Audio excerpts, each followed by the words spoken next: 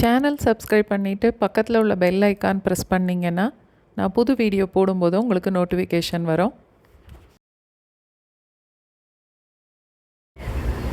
பேரிக்காய் வச்சு இன்றைக்கி ஒரு ஊறுகாய் செய்து பார்க்கலாம். இந்த ஊறுகாய் காரம், புளிப்பு, பேரிக்காயோட இனிப்பு எல்லாம் சேர்ந்து ஒரு வித்தியாசமான டேஸ்ட்டில் இருக்கும். நல்ல காயாக உள்ள பேரிக்காய் 4 எடுத்திருக்கேன். பழுத்தது யூஸ் பண்ணக்கூடாது. வெட்டும்போது உள்ளே சாஃப்டாக இருக்கக்கூடாது. இந்த ஊறுகாய் செய்கிறதுக்கு 150 ml எண்ணெய் சேர்க்குறேன்.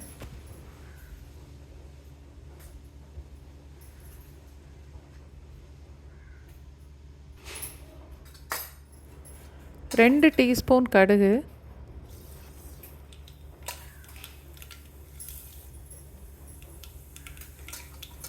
1 டீஸ்பூன் சீரகம், 1/2 டீஸ்பூன் வெந்தயம்,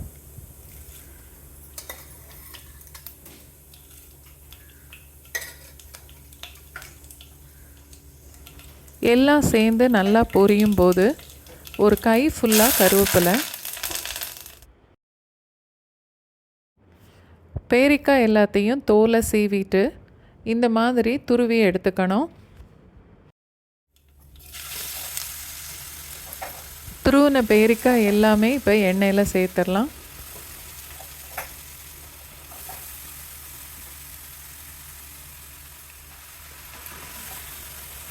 பேரிக்காவை எண்ணெயோடு சேர்த்து நல்லா கலந்துடணும். பேரிக்காயில் கொஞ்சம் தண்ணி இருக்கும், அது வத்தட்டும். அதுக்கப்புறம் மசாலா எல்லாம் சேர்த்துக்கலாம். ஒரு 1.5 எலுமிச்சம்பழம் அளவுக்கு புளி எடுத்து வச்சுருக்கேன். இதை கொஞ்சம் வெது வெதுன்னு உள்ள தண்ணியில் ஊற வச்சுட்டு கரைச்சி எடுத்துக்கணும்.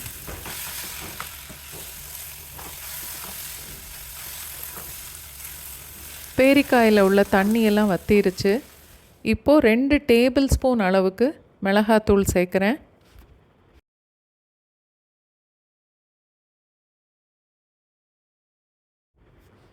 ஒரு டீஸ்பூன் மஞ்சத்தூள்,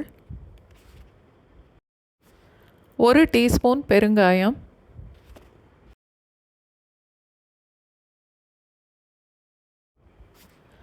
ஊறுகாவுக்கு தேவையான அளவுக்கு உப்பு.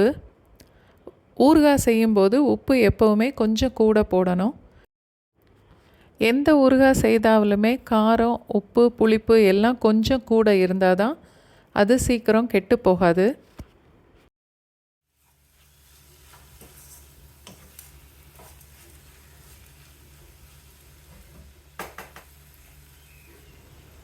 கரைச்சி வச்சுருந்த புளியை இப்போ இதோட சேர்த்துடலாம். ஒரு 1.5 கப் அளவுக்கு இருக்கும்.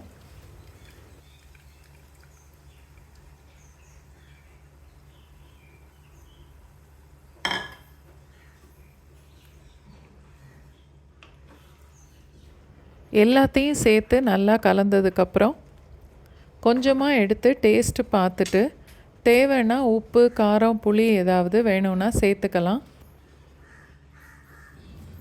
காரம் பத்தலைங்கிறதுனால நான் மறுபடியும் 1 டேபிள் ஸ்பூன் மிளகாத்தூளும் அதோட கொஞ்சம் உப்பும் சேர்க்குறேன். கொஞ்சமாக தண்ணியும் சேர்த்துட்டு இப்போ நல்லா கலந்துடலாம்.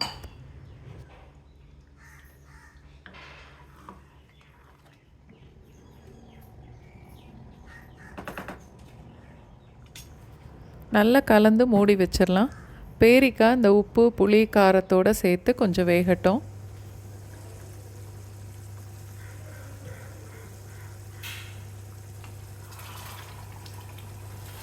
நல்ல கெட்டி ஆகிற வரைக்கும் மீடியம் ஃப்ளேம்லேயே வச்சு மூடி போட்டு வச்சிடலாம். அடிக்கடி கிளறி விட்டுக்கிட்டே இருக்கணும். இந்த ஊறுகாய் ரெடியாகிறதுக்கு 40லேருந்து 50 நிமிஷம் வரைக்கும் ஆகும்.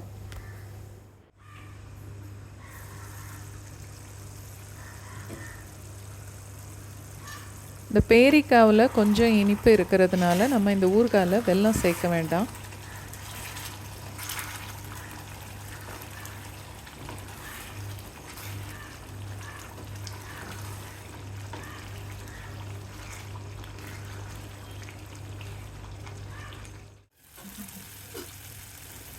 இந்த ஊறுகாய் கொஞ்சம் கொஞ்சமாக இந்த மாதிரி கெட்டியாயிட்டே இருக்கும்.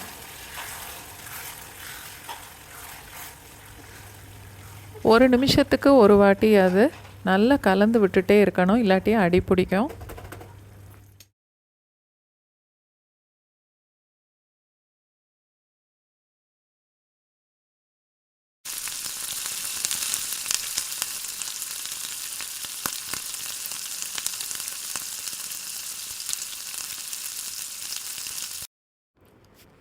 ஊறுகாய் கொஞ்சம் கொஞ்சமாக கெட்டியாயிட்டே வருது.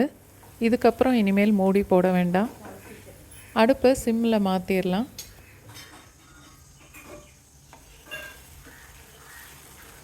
இந்த ஊறுகாய் இட்லி, தோசை, சாதம் எதோடு சேர்த்து சாப்பிட்டாலும் ரொம்ப நல்லாயிருக்கும்.